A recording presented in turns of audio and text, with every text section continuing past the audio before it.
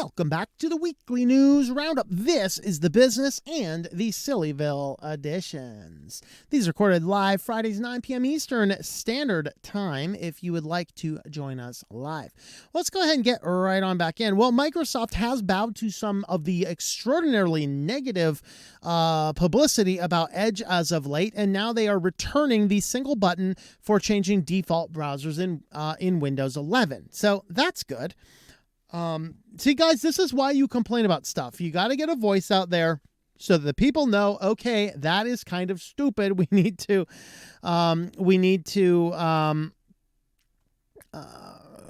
listen and respond. And so apparently they have, now they're not pulling out that, buy now, pay later crap or things like that. And there are several other things that you do have to set manually each one, but there is a single setting for all web type files that you can default those to whatever browser you would like. Also in good news, DoorDash, which I'm not a huge fan of any of these services, but they launch ultra fast deliveries in New York City with couriers who are actual employees. This is what I said a long time ago. Everybody needs to do in these gig economies. It's the only way to get around that contractor employee battle the right way. You need to hire in a bunch of people that can handle your basic work, and then you bring on other contractors as part-time as their time schedules, because one of the means tests that the IRS uses to determine if you are an employee or a contractor is, are there actual employees in the business that does the core function of the business? So with Uber, if they do not have any Uber drivers, it's easy for the IRS to sit there and go, no, you're contractors. You do not actually have any employees in your primary means of replacing taxi services. Okay, and so with DoorDash bringing on actual employees, this is a step in the right direction, because now they're saying, okay, we're going to get things super fast. There's certainly going to be people that can respond to requests and fulfill them like before, but now there's actually going to be workers eligible for benefits who are actual employees. This is going to make all of those contractors in DoorDash now a better chance of being considered contractors. And this is an important factor. I remember I was actually offered a full-time job at a position, but they wanted me to move to Texas. I'm like, I'm not moving to Texas right now. And they said, well, okay, well, we'll give you the part-time contract instead. I said, cool. I had the option to go down there, take a full-time job, take full benefits and all that kind of stuff. I instead opted for the contract work because there's other things that I wanted to do without going down and doing all of that. And so that company got around all those very easily because there were actual employees that took a lot of the load, and then they hired contractors to take the rest of the load. And that's what DoorDash is doing. And so I like anytime these gig economies start bringing on actual employees to take some of the load. All right, so 5G now means some flights won't be able to land when pilots can't see the runway. Yes, so for all of you conspiracy theorists about 5G out there, and I may or may not be one of them with my tinfoil hats,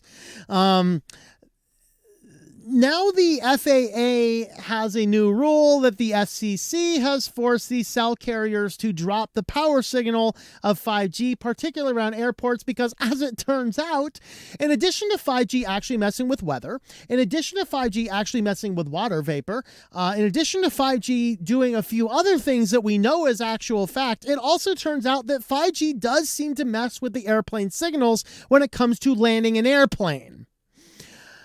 Yeah, and so Verizon and AT&T are hoping new swaths of C-band cellular radio will help them make 5G hype closer to reality, but the big mid-band rollout has side effects. Airplanes rely on radio altimeters to tell how high they are above the ground, and when to safely land when the pilots can't see, and the FAA is now instructing 6,834 of them to not do that at certain airports because of 5G interference. That's great. So, hey, we have really fast internet. I can download an entire episode off of Netflix in 3.2 seconds, but we will have a mass increase in plane crashes. Welcome to America. Like that scene in the Disney's Huck Finn. You know, two guys get to a fight. The police officer turns around, shoots one of them, turns around to this guy just walking ashore, goes, "Welcome to America." You know, it's like, Okay, then. Okay, so yeah, so there are more reasons for concern for 5G. So it does turn out that, yes, the super rapid deployment of 5G actually was a bad thing. Military complained, GPS systems complained, weathermen complained. Now airports are saying, yeah, we can't really land planes with all this crap. And so maybe we should slow down on this 5G deployment to do, I don't know, research. Just a thought, but I don't know. What do you guys think? I should just get my hat off. I don't know. Well, it turns out that Instagram can help kiddos find druggos. So Xanax, ecstasy, opioids, etc., was basically studied, and what this report found, this is the Tech Transparency Project.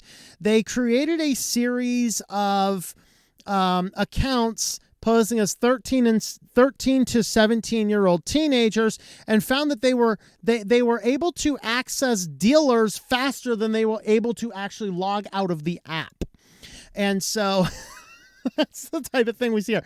So in their investigation, a hypothetical teen user logged into the Instagram app and only took 2 clicks to reach an account selling things like Xanax.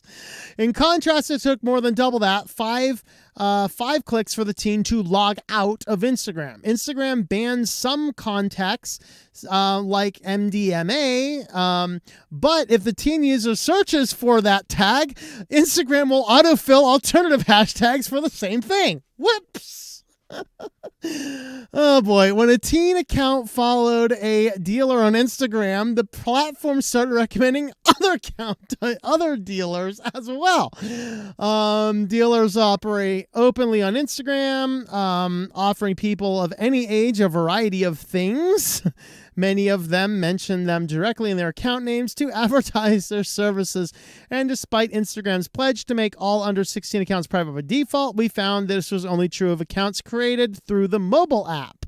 Under 16 accounts created through Instagram website were public by default.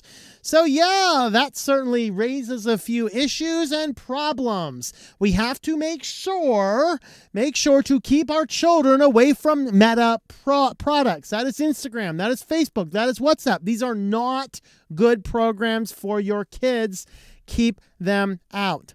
And also an update, but I had to make it the chief story. We did discuss when Tesla first put video games in there, and I said, yeah, how long before people are going to be playing them with autopilot turned on? Well, it turns out now, because you can now play video games on the Tesla screen while the car is in motion. Great! That's all we need. Tesla's already like running full speed, even accelerated speeds into traffic mediums and emergency vehicles. That's all we need. Some moron to be driving down the interstate at 80 miles an hour, kicking on the autopilot, now playing Frogger. So, yeah, use of such use could run afoul of state and federal laws and guidelines. Yeah, you think Tesla cares? No. So back in 2019, we know the feature only worked when the car was parked. And now the Tesla games can be played even when the car is moving, a feature that could run afoul of various guidelines and state laws. While the ability to play Tesla games outside of park is being highlighted, the change was seemingly rolled out months ago. Apparently, we missed it. Solitaire being played on Tesla screen while the car is shifted into autopilot mode. Great! Because, in autopilot, you don't have to be paying attention to the road, right? No. Every time I see a Tesla, guys, I'm like, I'm a little more cautious. I'm more cautious around Teslas than I am when I see a thing that says, new driver, please be kind. Really, the new driver's trying to learn. The Tesla's like, I'm just here to have fun. So, yeah, you can now play your video games at 80 miles an hour, and apparently Tesla's okay with that. So, Well, you can help support the channel with our affiliates. Today we are highlighting Linode using my link for Linode.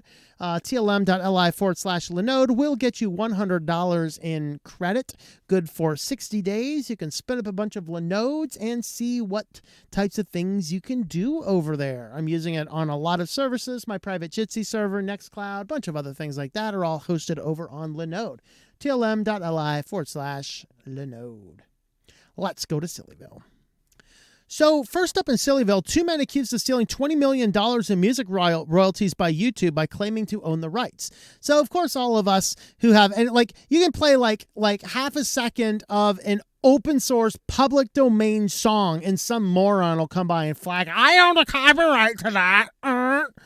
I remember it was somebody like Orchard Music has flagged several of my videos. Like I am playing like Four Seasons. Like it's old, dude. It's old. And what happened is somebody had an audiobook that they also used Four Seasons in the background of the audiobook. And they're saying, oh, we own that. No, you own the audiobook, not the public domain soundtrack you put behind it, you morons. But these guys basically filled out a bunch of documentation and basically said, yeah, they own rights to about 50,000 Spanish language songs. And the thing is that there's actually a lot of these types of things that go on where corporations oftentimes are so large and so rubber stamped that if you can figure out who to send the actual invoices to and make them look good enough, you can literally get paid for a bunch of stuff, which, you shouldn't do. It's obviously illegal, and these guys are going away for a while. But that's what they did is they figured out who has to get royalty paperwork, and they submitted fake paperwork to YouTube. YouTube rubber stamped it, and then YouTube started claiming, doing the copyright claims and giving them all of the money that the creators rightly owed. So there you have it, guys. That's fun. Continued until April 2021, by which time it had over $20 million. Some of the money was used on a mansion. 120,000 went on to Teslas, 93,000 for BMW, and 62,000 on jewelry. They accounts with 30 counts of conspiracy, wire fraud, money laundering, aggravated theft. They face a cumulative 37 years in prison and a fine of up to $250,000 for each felony conviction. So good. Throw them in jail for a while. All right, Google does confirm there's an Android bug that prevents 911 calls when Microsoft Teams is installed. So you guys have Androids, you can decide Microsoft Teams or the ability to call emergency services. Your call, guys! They say, yeah, this is a bug. We'll fix it sometime. Thanks. All right, Taco Bell had a beef with Beyond Meat's fake carne asada. Am I saying that right? Apparently it wasn't well done. So literally Taco Bell says your meat's too gross. That must have been some bad meat to fail Taco Bell's QA check. What I love most about this is the tweets. Here's all the fun tweets. We already figured out how to make our stuff without real meat. How bad did it taste for Taco Bell to say that's going to be no from us, dog? Carne asada. That's a bummer, but also wouldn't be that big of a deal if they actually subbed out meat for black beans with 100% accuracy. My good Taco Bell is about 85%. My bad one's about 50%. All right. Oh, there was another good one in there somewhere too. But anyway, yeah, it was. So yeah, apparently the fake meat is too bad for Taco Bell. Yeah. Oh yes, I'm over 18 to buy a teddy bear. Thank you.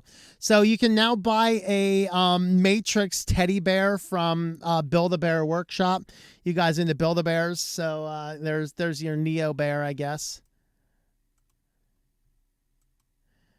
There you have it, guys. You got there's no like assault rifles with this bear. What's going on with that? I mean, come on. This is clearly not Matrix. There is not like an M16 strapped to that thing. I don't know. But for $51, you too can have an online exclusive Matrix bear with a costume. So you guys in the Matrix, there you have it. All right. DHaaS. What does that mean? Well, Digital Human as a Service is now an acronym because a company is now selling a digital human service. Basically, it'd be like an Alexa thing, but it's an augmented reality beast. Of course, when you're in your metaverse, you can create your little creature that comes kind of like I'm having visions of like Lawnmower Man. I guess that's the nearest movie I've seen. But basically, you have your new human. Let me find some of the clips in here. Science fiction movies prepared us for the distinct possibility that artificial intelligence will walk among us. No one can say, but isn't software companies selling digital humans before the whole intelligence thing gets figured out? So yeah, what if you don't want to buy a digital human because that sounds icky? Well, rent one, of course. That's why we now have the Digital Human as a Service acronym. So this is a Japanese telecom, KDDI, partnered with a firm named, is it Mari, I guess, to create a virtual assistant you can see through the window of your smartphone in augmented reality, one who might automatically pop up to give you directions or interact if you point your phone at a real-world location. Great. Now that's all we see. We got people at the Grand Canyon. Oh, what's this augmented reality thing? Wah! So, yeah, it's all I need. I just need to look through my phone and see my fake digital human as a service in the background going, nah, whatever. And so there you have it. Here's kind of a picture of one. Let's see. Substantially lowers the heavy processing requirements, real time. Okay, so who's going to jump on board to actually populate the metaverse with experiences designed for KDDI, digital humans, and pay the monthly, quarterly, or annual service as part of the acronym? That's always the question, but there's no shortage of companies looking to lean into the buzzy metaverse these days. 5G AI, edge compute, blah, blah, blah, blah, blah. Never mind, guys. You can buy your digital human as a service. It kind of sounds like, I don't know, never mind. I'm not going to go there. But you can help go here over to subscribestar.com/SwitchedToLinux if you'd like to jump on over to help support the channel on Subscribestar. Thanks for watching, guys, and we will see you next time. Thank you for watching this video from SwitchedToLinux. This channel would not be possible without the backing of the program supporters scrolling on the screen now. You can be a supporter at Patreon at patreon.com/TOMM or at thinklifemedia.com. I also want to thank the open source community who creates such excellent software that makes producing this show possible. Please remember to support your software communities. Thank you, and I hope that you enjoy switching to Linux.